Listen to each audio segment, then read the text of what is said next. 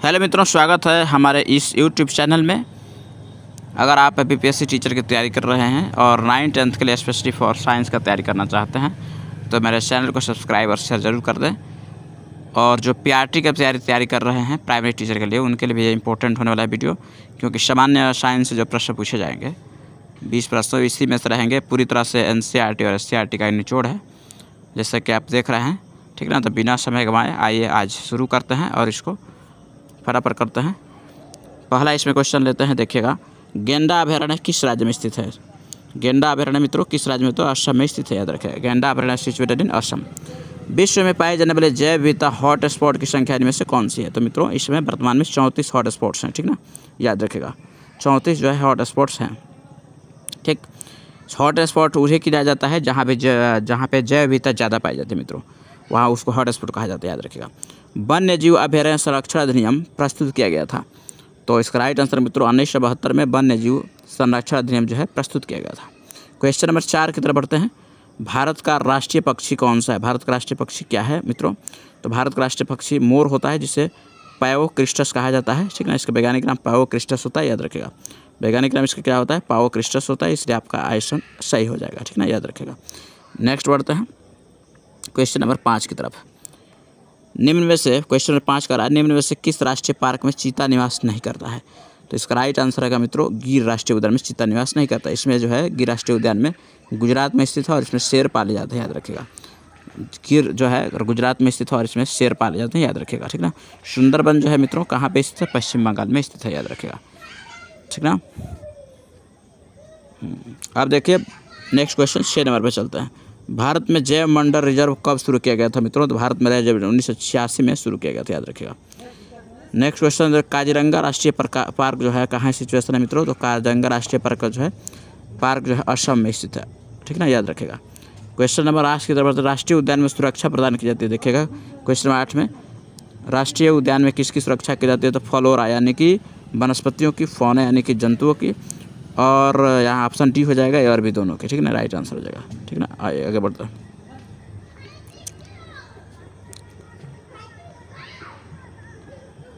ठीक ना मित्रों, नेक्स्ट क्वेश्चन लेते हैं।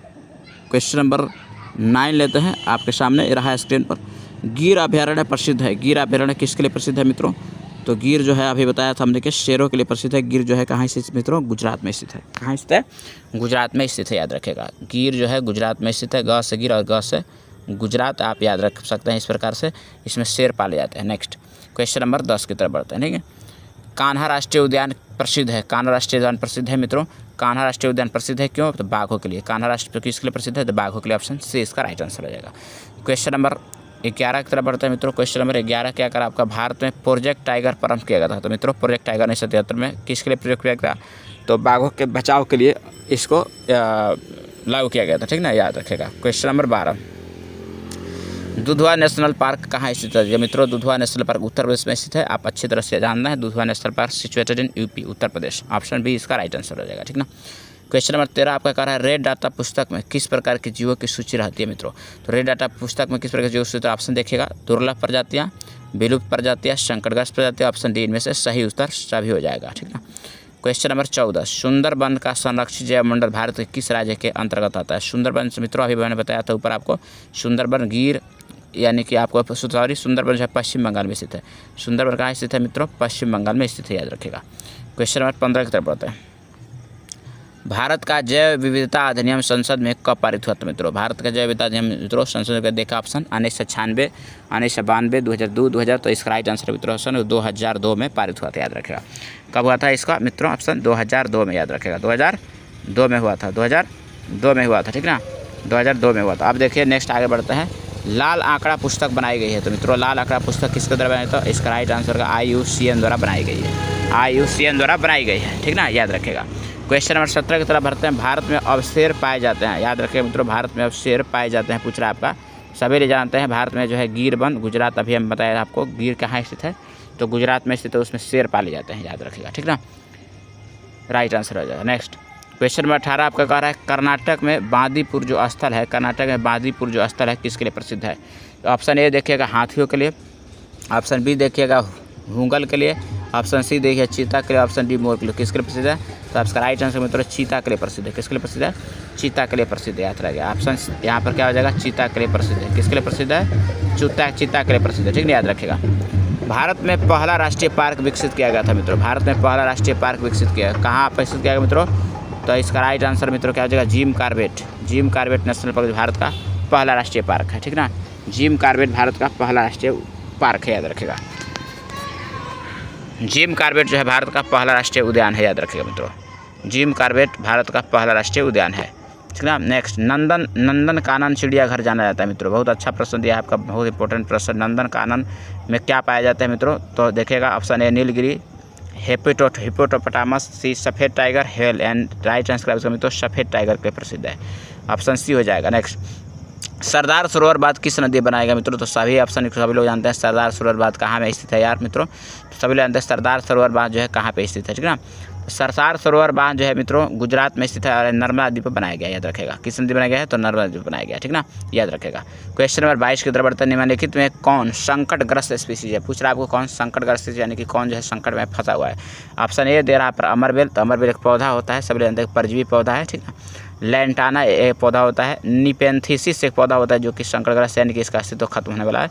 इसका राइट आंसर ऑप्शन सी हो जाएगा। क्वेश्चन नंबर 23 की तरफ बढ़ते हैं। निम्नलिखित में कौन सा जैव विविधता के स्वस्थानीय संरक्षण का तरीका नहीं है? स्वस्थानीय संरक्षण का तरीका नहीं है मित्रों। तो देखिए स्वस्थानीय का तरीका वनस्पति उद्यान नहीं है, ऑप्शन ए हो जाएगा। ठीक ना, याद रखेगा। स्वस्थानीय यानी कि उसमें सभी व्यवस्थाएं दी जाती है। ठीक ना, खाना पीना सभी उसमें रहना, सभी व्यवस्था जीवों को दी जाती है, उससे स्वस्थानीय कहा जाता है। ठीक ना, तो वनस्पति उद्यान में नहीं दी जाती, याद रखेगा। और सुरक्षित जैव मंडल में सभी जाति पवित्र वन में दिया जाता है। वन्य जीव अभयारण्य में सभी व्यवस्थाएं जानवरों को दी जाती है। नेक्स्ट क्वेश्चन की तरफ बढ़ते हैं।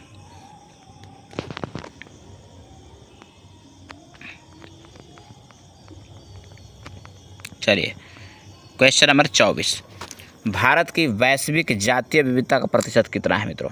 भारत की वैश्विक जातीय विविधता का प्रतिशत कितना है? तो लगभग 8.1% है। इसका राइट आंसर ऑप्शन ए हो जाएगा। इनमें से कौन भारतवर्ष में जैव विविधता का हॉट स्पॉट है? आपका पूछ रहा है कहाँ पे ज़्यादा विविधता पाई जाती है। हॉट स्पॉट का मतलब होता है मित्रों तो वैसा स्थान जहाँ पर जानवरों में बहुत ज़्यादा विविधता पाई जाती है, उसे हॉट स्पॉट कहा जाता है। तो भारत में से पश्चिमी घाट में जो है ज़्यादा पाई जाती है। भारत में पश्चिमी घाट में हॉट स्पॉट ज़्यादा है।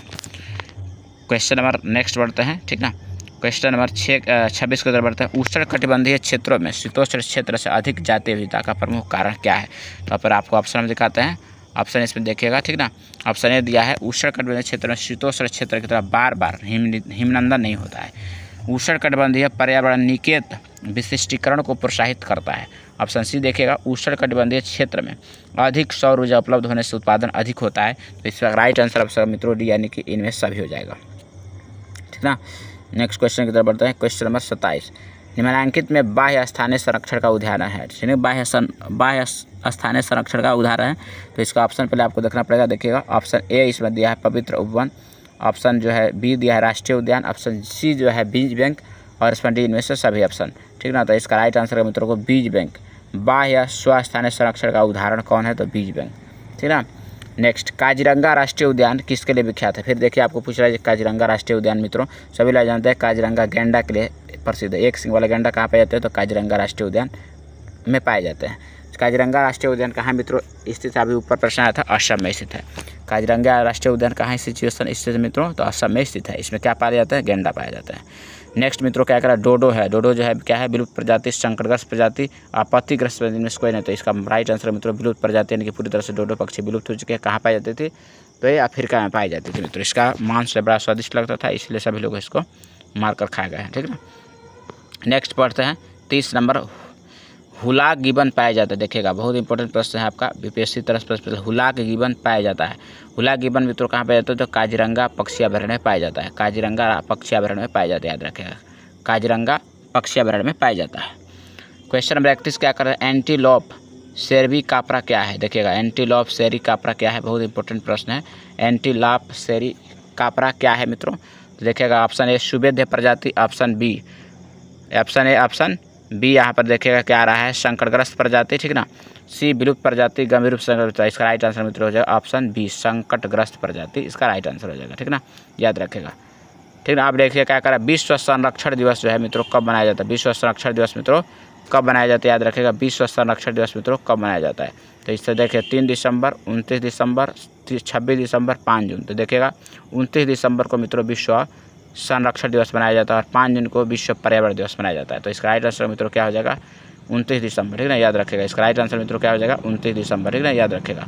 इसका राइट आंसर 29 दिसंबर होगा। विश्व पर्यावरण दिवस 5 जून को मनाया जाता है, ठीक ना। नेक्स्ट आगे की तरफ बढ़ते हैं, अगला देखते हैं, ठीक है ना। क्वेश्चन नंबर 1 रह रहा है, प्रकाश रासायनिक धूम कोहरा इनमें से किससे संबंधित है।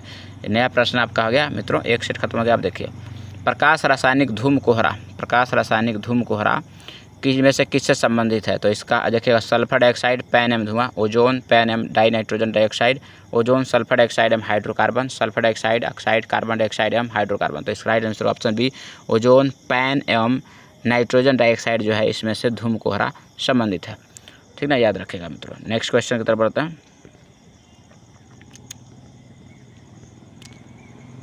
ठीक ना। देखिएगा नेक्स्ट क्वेश्चन की तरफ बढ़ते हैं। बहुत अच्छा प्रश्न आप इसमें दिया गया है, आप देखिएगा, इसको ज़रूर आप रिवाइज करके वीडियो को देख लीजिएगा। नेक्स्ट क्वेश्चन की तरफ कह रहा है, वायुमंडल के निचले भाग से शिखर तक वायु स्तंभ कॉलम में ओजोन की मोटाई किस इकाई में मापी जाती है मित्रों। तो ओजोन की इकाई किस में मापी जाती है मित्रों, तो सभी लोग जानते हैं ओजोन की इकाई किस में मापी जाती है। आप अनुमान लगा कर बता सकते हैं। ओजोन की इकाई किस में मापी जाती है, तो डाप्सन में मापी जाती है। किस में मापी जाती है, डाप्सन इकाई में मापी जाती है। ऑप्शन ए सही है इसका। क्वेश्चन नंबर 3 की तरफ, इनमें से कौन सी ग्रीन हाउस गैस है, याद रखेगा। ग्रीन हाउस गैस तो दिया है आपका मीथेन, कार्बन डाइऑक्साइड, क्लोरोफ्लोरोकार्बन और इनमें सभी। तो इसमें सभी हो जाएगा। ग्रीन हाउस इफेक्ट यानी कि ग्रीन हाउस गैस है क्लोरोफ्लोरोकार्बन जो है, और इनमें कार्बन डाइऑक्साइड भी आता है, मीथेन, सभी इसका राइट आंसर होगा। नेक्स्ट देखिएगा, बहुत इंपॉर्टेंट प्रश्न यहाँ पर दिया है। क्वेश्चन नंबर 4 यहाँ पर बहुत इंपॉर्टेंट क्वेश्चन दिया है, क्योटो प्रोटोकॉल किससे संबंधित है। बहुत इंपॉर्टेंट प्रश्न, क्योटो प्रोटोकॉल किससे संबंधित है मित्रों, ओजोन क्षय से, जल प्रदूषण से, हरितगृह प्रभाव से, वन्यजीव संरक्षण से। बताइएगा कौन सा उत्तर होगा। तो क्योटो प्रोटोकॉल मित्रों जो है हरितगृह प्रभाव से संबंधित है, याद जाएगा। किससे संबंधित है, हरितगृह प्रभाव से संबंधित है। क्योटो प्रोटोकॉल किस संबंधित है, हरितगृह प्रभाव से संबंधित है। क्वेश्चन नंबर 5 की तरफ बढ़ते हैं। निम्नलिखित में कौन सा रासायनिक पदार्थ ओजोन के परत पर असर डालता है। कौन सा रासायनिक पदार्थ ओजोन के परत पर असर डालता है। देखिए ऑप्शन ए है chlorofluorocarbon, chlorine, hexafluorocarbon, D molecular carbon. तो इसका राइट आंसर मित्रों क्लोरोफ्लोरोकार्बन, ऑप्शन ए सही हो जाएगा। नेक्स्ट बढ़ते हैं क्वेश्चन नंबर 6 की तरफ। ओजोन के विघटन में कौन सा तत्व उत्प्रेरक रूप में कार्य करता है। ओजोन के विघटन में कौन सा तत्व उत्प्रेरक रूप में कार्य करता है। ऑप्शन ए देखिएगा क्लोरीन, ऑप्शन बी है fluorine, option C oxygen, option D है पोटेशियम। तो इसका राइट आंसर क्लोरीन जो है उत्प्रेरक रूप में काम करता है। नेक्स्ट बढ़ते हैं, ओजोन परत किस स्तर पर पाया जाता है मित्रों। देखिएगा इंग्लिश में लिख दिया स्ट्रेटोस्फीयर, ठीक ना, लिथोस्फीयर, ट्रोपोस्फीयर, हेमिस्फीयर, नहीं। तो इसका राइट आंसर क्या, स्ट्रेटोस्फीयर पाया जाता है, ठीक ना। ओजोन मंडल जो है, ओजोन परत ओजोन मंडल में पाया जाता है। इसका अंग्रेजी में लिख दिया है स्ट्रेटोस्फीयर कहा जाता है, याद रखिएगा। तो राइट आंसर ऑप्शन ए हो जाएगा, याद रखिएगा। आपका आंसर ऑप्शन ए हो जाएगा। नेक्स्ट, अम्लीय वर्षा किस प्रकार के प्रदूषण के अंतर्गत आता है, याद रखेगा। अम्लीय वर्षा किस तरह के अंतर्गत आता है। तो अम्लीय वर्षा का आपका जल प्रदूषण, वायु प्रदूषण, मृदा प्रदूषण, ध्वनि प्रदूषण। तो अम्लीय वर्षा मित्रों क्या करता है, आपको जल प्रदूषण करता है, साथ में जल प्रदूषण करता है। इसका ऑप्शन ए हो जाएगा, याद रखेगा। अम्लीय वर्षा किस प्रकार प्रदूषण अंतर्गत आता है, जल प्रदूषण, ठीक ना, याद रखेगा। हवा में जब अम्ल जो है नाइट्रोजन के ऑक्साइड है ना और सल्फर के ऑक्साइड मिल जाते हैं तो अम्ल का निर्माण होता है, तो जो कि जल प्रदूषण का काम करता है। नेक्स्ट क्वेश्चन की तरफ बढ़ते हैं। पर्यावरण संरक्षण अधिनियम जो है किस वर्ष पारित किया गया था। तो इसका राइट आंसर मित्रों 1986 में पर्यावरण अधिनियम पारित किया गया था। क्वेश्चन नंबर 10, 1984 में भोपाल गैस त्रासदी हुई क्योंकि मिथाइल आइसोसाइनेट संबंधित है। मिथाइल आइसोसाइनेट मित्रों किस संबंधित है, जल से संबंधित है, ठीक ना, याद रखेगा। मिथाइल आइसोसाइनेट जल से संबंधित है, यानी कि जो उसमें रहती है वाष्प रूप में रहता है जल, और जब फेफड़े में गया तो फेफड़ा जाम हो गया लोगों को और सांसें दम फूलने लगी, जिससे लोगों की मौत हुई थी, याद रखेगा, ठीक ना। नेक्स्ट क्वेश्चन की तरफ बढ़ते हैं। फ्लोराइड प्रदूषण मुख्यतः प्रभावित करता है। फ्लोराइड प्रदूषण अगर होगा तो किसको प्रभावित, ऑप्शन ए दांतों को, ऑप्शन बी वृक्क को, ऑप्शन सी मस्तिष्क को, ऑप्शन डी हृदय को। तो इसका राइट है मित्रों दांतों को फ्लोराइड प्रदूषण खराब करता है, याद रखेगा। क्वेश्चन नंबर नेक्स्ट बढ़ते हैं। क्वेश्चन नंबर 12, जलाशयों में पोषकों की अधिकता उत्पन्न होती है। जलाशयों में पोषक होते हैं तो ऑप्शन ए स्तरीकरण, बी सुपोषण, सी अनुक्रम और डी निष्क्रियता। इसका राइट है मित्रों सुपोषण, ठीक ना, सुपोषण जो है इसका राइट आंसर हो जाएगा। बढ़ी हुई त्वचा कैंसर एवं उच्च परिवर्तन की दर का कारण क्या है मित्रों, तो ओजोन राइट आंसर बी हो जाएगा, याद रखेगा। ओजोन के चलते त्वचा कैंसर हो रही है, याद रखेगा। प्राकृतिक वायु प्रदूषण है, प्राकृतिक वायु प्रदूषण क्या है, ऑप्शन ए देखिए परागण, ऑप्शन बी ज्वालामुखी से निकलने वाली गैस, ऑप्शन सी एरोसोल, तो इसका राइट आंसर मित्रों हो जाएगा जो है ज्वालामुखी से निकलने वाली गैस। ज्वालामुखी से निकलने वाली गैस से वायु प्रदूषण का प्रमुख कारण है, याद रखेगा, ठीक ना। क्वेश्चन नेक्स्ट बढ़ते हैं, देखिएगा यहाँ पर प्रश्न आपका दिया गया था, सॉरी यहाँ पर आपका थोड़ा डिस्टर्ब हुआ, आप देखिएगा यहाँ पर प्रश्न है आपका, निम्नलिखित में कौन सी गैस ग्रीन हाउस गैस नहीं है, आपको बनाना है, ठीक ना। ऑप्शन का वो आगे होगा, कौन सी गैस ग्रीन हाउस गैस नहीं है, देखिएगा निम्नलिखित में कौन सी गैस जो है ग्रीन हाउस गैस नहीं है। तो इसका राइट आंसर मित्र हो जाएगा हाइड्रोजन जो है ग्रीन हाउस गैस नहीं, याद रखें हाइड्रोजन जो ग्रीन हाउस गैस नहीं है। प्रश्न दिया था आपका निम्नलिखित में कौन हाइड्रोजन गैस नहीं है, ठीक ना, ग्रीन हाउस गैस नहीं, सॉरी ग्रीन हाउस गैस नहीं, तो क्लोरोफ्लोरोकार्बन ग्रीन हाउस गैस है, मीथेन है, CO2 है, हाइड्रोजन नहीं है। नेक्स्ट क्वेश्चन देखिए, मिनीमाता रोग होता है, याद रखेगा मिनीमाता रोग किसके द्वारा होता है, तो मिथाइल मरकरी के द्वारा होता है, याद रखेगा ऑप्शन सी इसका राइट आंसर है। मिनीमाता रोग किसके द्वारा होता है, तो मिथाइल मरकरी के द्वारा होता है, याद रखेगा, ठीक ना, मिथाइल मरकरी के द्वारा होता है, ठीक ना। मिनीमाता रोग मिथाइल मरकरी के द्वारा होता है, याद रखेगा, ठीक ना।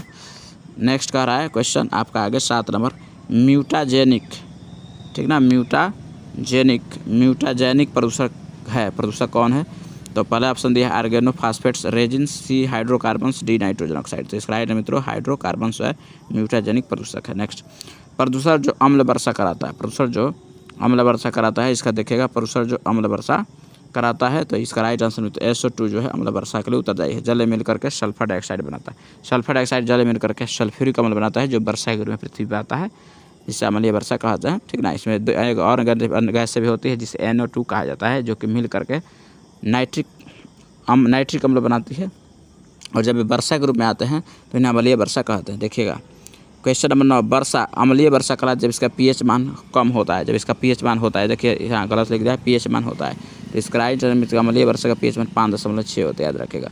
अम्लीय वर्षा का pH मान कितना होता है मित्रों, 5.6 होता है, याद रखेगा। अम्लीय वर्षा का pH मान 5.6 होता है। क्वेश्चन नंबर 10 की तरफ से, जल प्रदूषण का सामान्य सूचक कौन है, जो जल प्रदूषण का सामान्य सूचक होता है, इचेरिचिया कोलाई, याद रखेगा, इचेरिचिया कोलाई जो है इसका राइट आंसर होगा। नेक्स्ट, SO2 प्रदूषण नष्ट करता है, कौन ऐसा जीव है जो SO2 प्रदूषण को है नष्ट करता है, आपको बताना है, लाइकेन। क्या होता है मित्रों, लाइकेन जो है SO2 प्रदूषण को नष्ट करता है, राइट आंसर लाइकेन हो जाएगा, लाइकेन।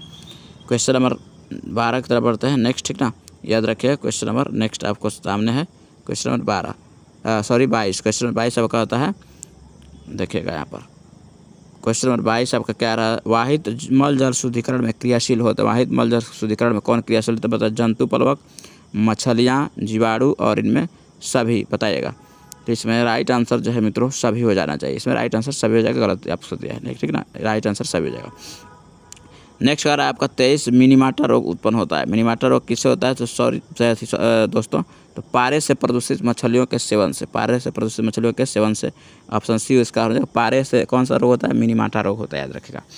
मिनीमाटा रोग किससे होता है, पारे से होता है, याद रखेगा, ठीक ना। क्वेश्चन नंबर 24 की तरफ बढ़ते हैं, अम्ल वर्षा में SO2 सल्फ्यूरिक अम्ल का भाग होता है, कितना होता है मित्रों, तो 70% SO2 होता है सल्फ्यूरिक अम्ल, और NO3 जो होता है, HNO3 हो जाता है, जो नाइट्रिक अम्ल, सॉरी HNO3 नाइट्रिक अम्ल जो होता है, नाइट्रिक अम्ल का प्रतिशत मित्रों 30% होता है, यानी कि दोनों मिल करके कितना हुआ, 100% हुआ, यानी कि सल्फ्यूरिक अम्ल 70% होता है, याद रखेगा, और HNO3 30% होता है, याद रखेगा, ठीक ना, 30% होता है, याद रखेगा, ठीक है। नेक्स्ट, आगरा में स्थित विश्व प्रसिद्ध ताजमहल को मुख्यतः किस गैस से खतरा है, याद रखेगा, तो इसमें किसका होता है, क्लोरोफ्लोरोकार्बन से खतरा है, ठीक ना, यानी कि SO2 जब अम्लीय वर्षा होती है, यानी कि NO3 दोनों मिल करके, ठीक ना, सॉरी SO3 और आपका होता है NO3, ठीक ना, तो SO2 यहाँ पर ऑप्शन में दिया है, एक और होता है NO2 दोनों मिलता है, ठीक ना, जल में मिलेगा, किसमें मिलेगा, जल मिलेगा, तो अम्लीय वर्षा होता है, ठीक ना, याद रखेगा। तो जल मिलता है तो कौन सी वर्षा होती है, तो अम्लीय वर्षा होती है, इसके अनुसार जो है इसका आंसर SO2 होगा, एक और ऑप्शन अगर देता तो NO2 भी होता, ठीक ना। नेक्स्ट, भोपाल गैस त्रासदी किस गैस के रिसाव से हुई थी, तो इसका सभी लोग जानते हैं, भोपाल गैस त्रासदी जो है मिथाइल आइसोसाइनेट से हुई थी, methyl isocyanate gas. Next question की तरफ, क्वेश्चन नंबर 27, साधारणतः कितने तीव्रता की ध्वनि मानव सहन कर सकता है मित्रों, तो 20 से 30 डेसिबल की ध्वनियों को मित्रों मानव सहन कर सकता है, इससे अधिक ऊपर की ध्वनियों को जो है सहन नहीं कर सकता है, जिसे ध्वनि प्रदूषण कहा जाता है, याद रखेगा। क्वेश्चन नंबर 28, क्लोरोफ्लोरोकार्बन उत्तरदायी है मित्रों, देखो फिर वही अगर CFC क्लोरोफ्लोरोकार्बन उत्तरदायी है, तो इसका राइट आंसर को ओजोन परत के अवक्षय के लिए, ओजोन परत के अवक्षय के लिए क्लोरोफ्लोरोकार्बन जो है उत्तरदायी है, ठीक है ना। ओजोन परत अवक्षय के लिए क्या उत्तरदायी है, तो क्लोरोफ्लोरोकार्बन जो है उत्तरदायी है। नेक्स्ट क्वेश्चन की जरूरत है।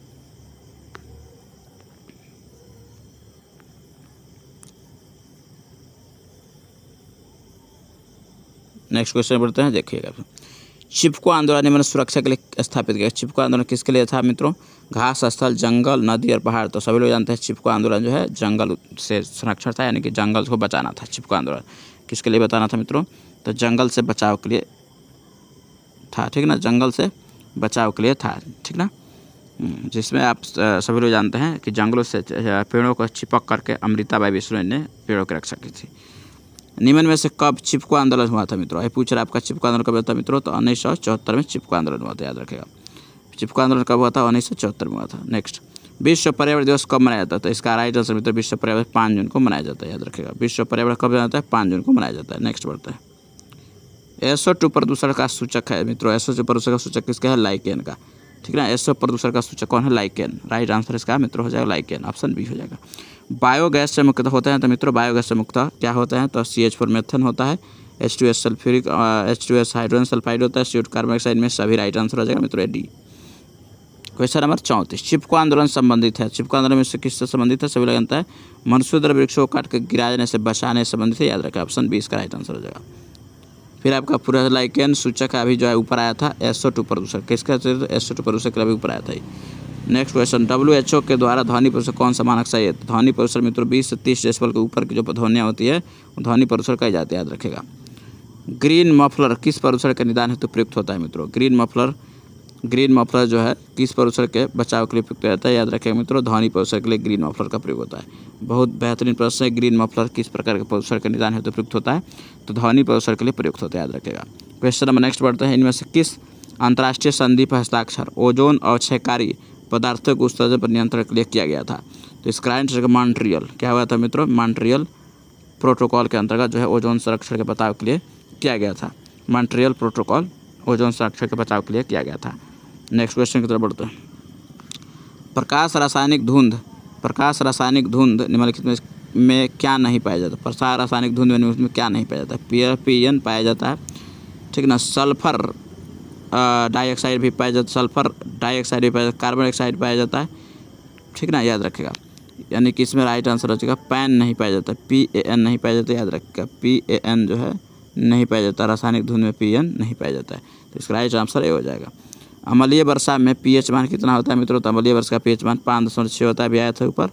राइट आंसर इसका 5.6 होगा, याद रखेगा, ऑप्शन सी हो जाएगा।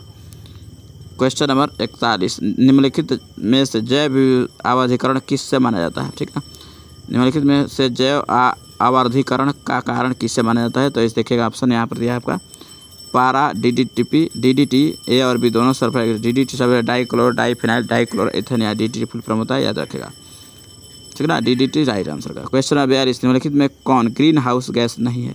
तो यहाँ पर अभी ऑप्शन रिपीट किया है, आप नाइट्रोजन ग्रीन हाउस गैस नहीं है। रेडियोधर्मी प्रदूषण का सबसे प्रतिकूल प्रभाव का परिणाम क्या है? तो जीन उत्परिवर्तन जो है रेडियोधर्मी प्रदूषण के सबसे उच्च परिमाण है। कार्बन मोनोऑक्साइड का एक प्रमुख प्रदूषक कौन है मित्रों? तो वायु कार्बन मोनोऑक्साइड का प्रमुख प्रदूषक होता है। आज के वीडियो में इतना ही, मिलते हैं नेक्स्ट इसी ऐसे ही प्रश्नों के साथ। तब तक के लिए जय हिंद मित्रों। मेरी आपको शुभकामना है कि आप ज़रूर सफल हों।